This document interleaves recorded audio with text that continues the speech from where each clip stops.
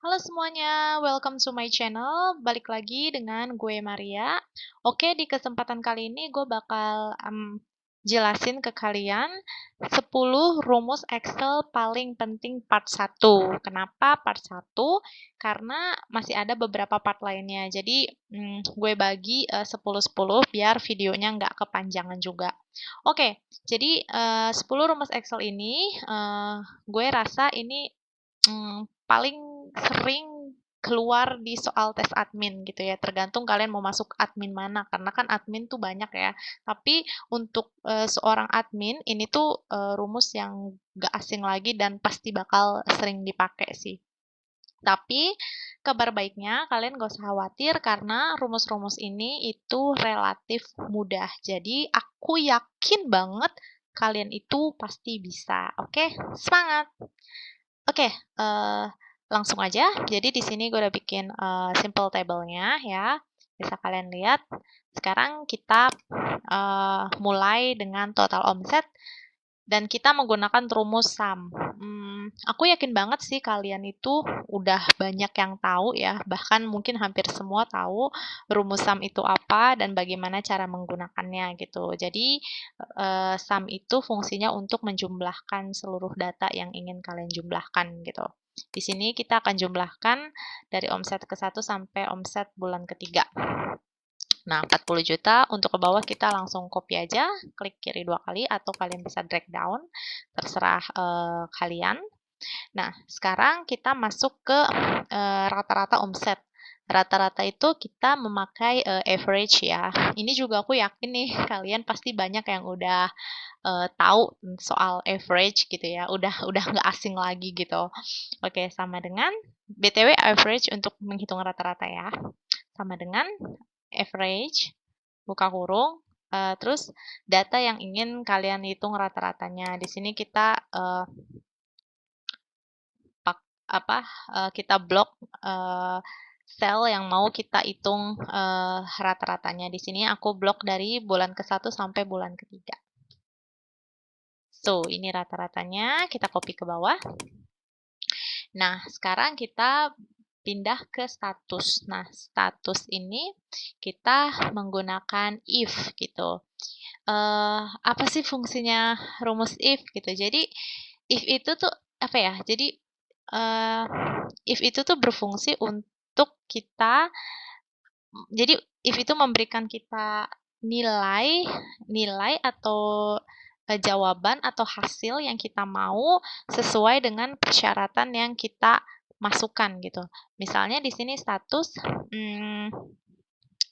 semisal nih aku mau kasih jika rata-rata omset di atas, let's say di atas 15 juta,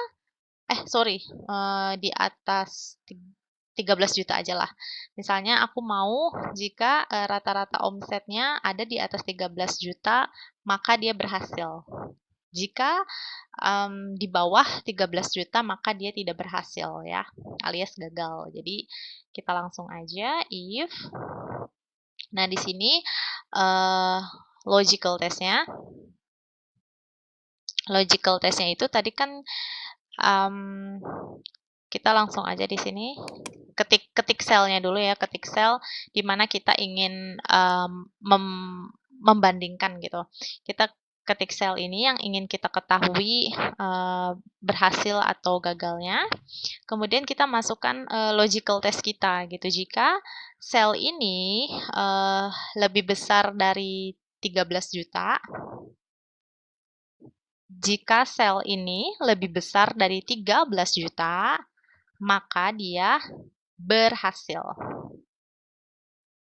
Nah, ingat ya, kalau kita mau memasukkan teks, itu kita jangan lupa pakai tanda petik. Kalau untuk angka, kita nggak usah pakai tanda petik, tapi kalau untuk teks, itu kita wajib banget pakai tanda kutip, kalau nggak ntar dia hasilnya error. Kemudian, titik koma lagi. Jika tidak, maka dia tidak berhasil. Oops, sorry, aku jadi lupa kan harus pakai tanda petik dulu.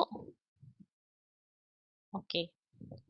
Nah, jadi ini kita bacanya, jika G2 ini sel ini yang 13 juta sekian-sekian, jika sel ini lebih besar dari 13 juta, maka dia dinyatakan berhasil. Jika tidak, ya maka tidak berhasil. Gitu cara bacanya. Cara dia berhasil karena dia di atas 13 juta. Nah, kita tinggal drag down ke bawah. Dan ya, bisa kalian lihat ada 2 yang tidak berhasil dan memang ini nilainya di bawah 13 juta. Gitu ya. Sampai sini paham ya? Semoga kalian bisa paham. Oke, lanjut ke peringkat. Nah, peringkat ini itu ranking ya. Kita pengen tahu ranking berapa mereka ini. Nah, kita di sini pakainya rank ya, sesuai namanya ranking. Di sini ada number ini adalah angka yang ingin kalian bandingkan dengan data lain ya, atau data yang ingin kalian bandingkan dengan data lain. Di sini kita mau data ini kan G2 ini yang pengen kita bandingkan dengan data yang lainnya gitu. Kemudian titik koma, kita ingin membandingkan dengan data ini, 5 data ini. Kemudian tutup kurung. Ups, sorry, aku lupa ngasih tahu ke kalian, ini kita harus F4 ya. F4 dulu, karena kalau aku geser ke bawah, takutnya dia ntar berubah. Atau aku ulang aja lah rumusnya ya, biar kalian paham. Jadi, rank, kemudian buka kurung, terus kita masukin data yang pengen kita bandingkan dengan data yang lainnya, kemudian titik koma, kemudian kalian blok data yang ingin kalian ngeblok keseluruhan data yang kalian ingin tahu itu mereka ada di peringkat berapa aja, kemudian kalian ketik F4. Kemudian buka kurung 3. Kemudian nah, di sini udah kelihatan ya, di sini peringkat yang paling bagus, di sini yang paling terakhir gitu. Nah, kalau seandainya kalian tadi nggak nggak pakai F4, nanti dia rumusnya hasilnya tuh aneh. Kita coba yuk, nggak pakai F4 gitu. Takutnya kalian bingung gitu. Ini sama dengan rank. Terus di sini kalian masukkan data yang ingin kalian bandingkan, kemudian dengan data keseluruhannya kalian blok, kemudian tutup kurung. Dia keluar 3, tapi ketika kalian copy dia aneh. Tuh. Masa peringkat 2-nya ada 2, peringkat 3-nya ada 3 gitu. Makanya harus di F4 supaya rumusnya itu nggak geser-geser kalau di copy ke bawah gitu ya. Kita ulang lagi sama dengan rank. Kemudian kita masukin G2 di sini ya, data yang ingin kita bandingkan. Titik koma dengan data perbandingannya di sini. Kemudian F4, kemudian tutup kurung 3. Nah, keluarkan. Oke, sampai sini bisa ya, bisa lah ya. Aku yakin kalian pasti bisa karena ini relatif cukup mudah gitu. Sekarang next, banyaknya karyawan. Banyaknya karyawan di sini kita pakainya count atau count E. Jadi gini, kalau fungsi sum itu kan menjumlahkan gitu ya. Count juga sama-sama menjumlahkan gitu. Cuman kalau sum itu dia menjumlahkan nilai ya. Maksudnya total secara keseluruhan berapa sih? Nah, kalau count itu banyaknya gitu. Jadi misalnya ini ada berapa gitu karyawannya, ada 5 orang gitu. Kalau ini kan kalau sum itu menjumlahkan keseluruhan nilai gitu. Itu sih bedanya. Nah, bedanya count sama count E, kalau count itu dia menghitung yang sifatnya angka gitu. Ya kayak misalnya ini angka gitu. Terus kalau misalnya ini kan huruf gitu. Makanya kalau huruf dia pakainya count E. Nah, sekarang kita coba aja menghitung banyaknya karyawan atau karyawati gitu. Sama dengan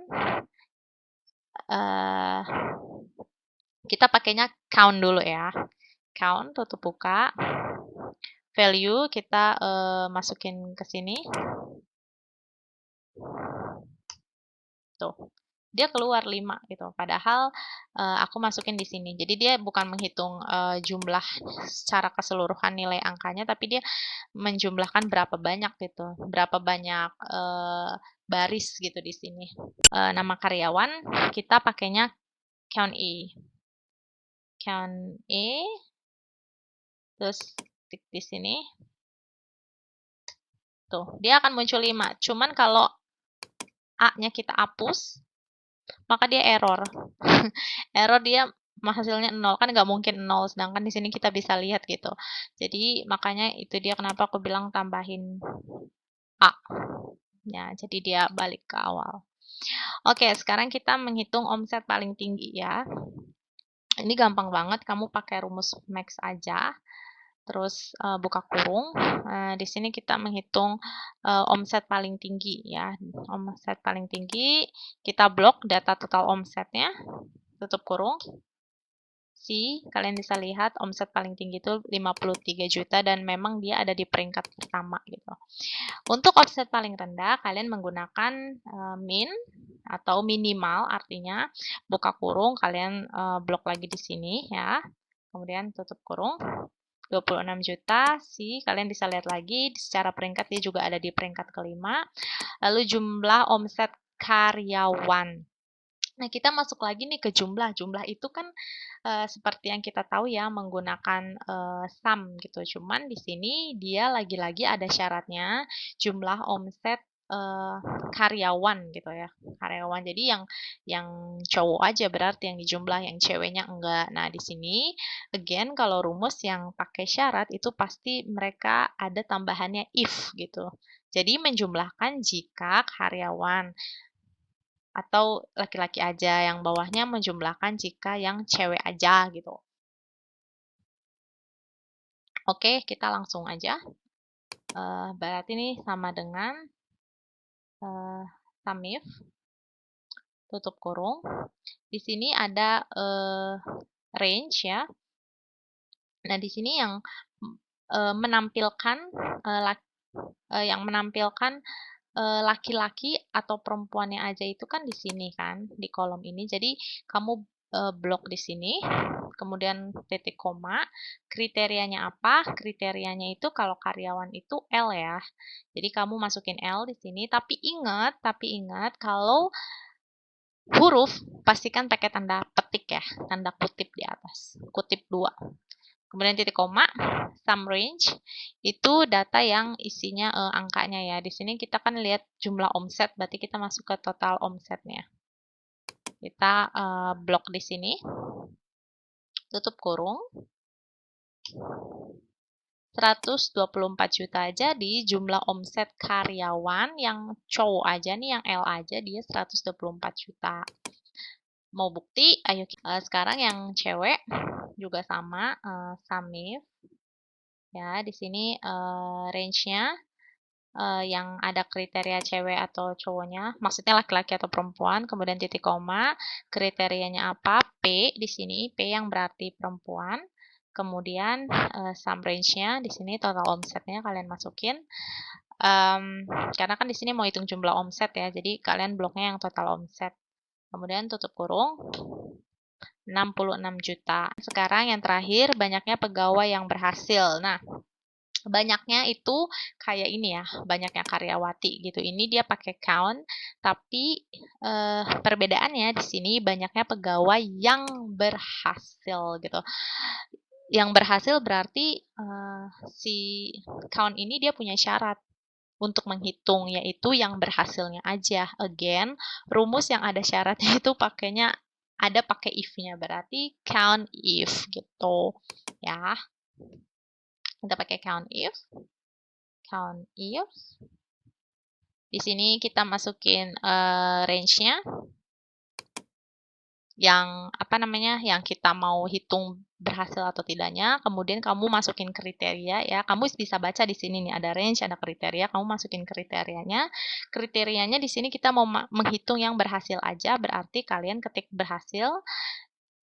Jangan lupa tanda kutip 2.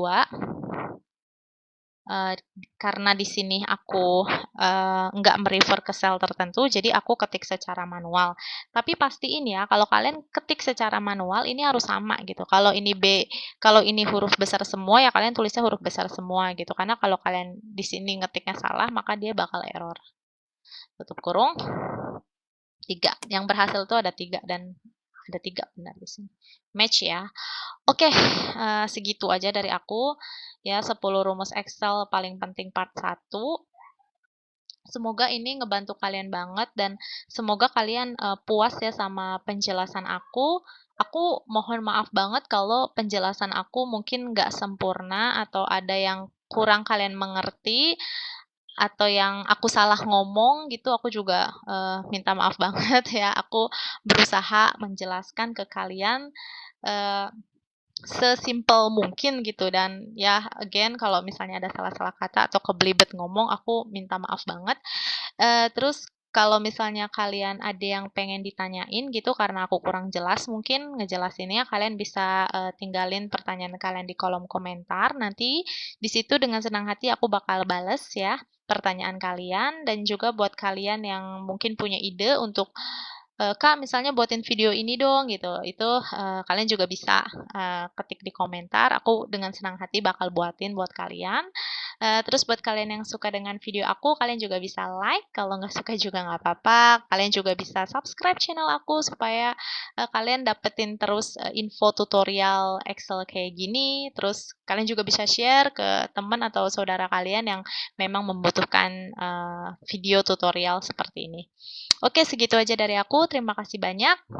Aku Maria, sampai jumpa di video selanjutnya. Ciao, ciao.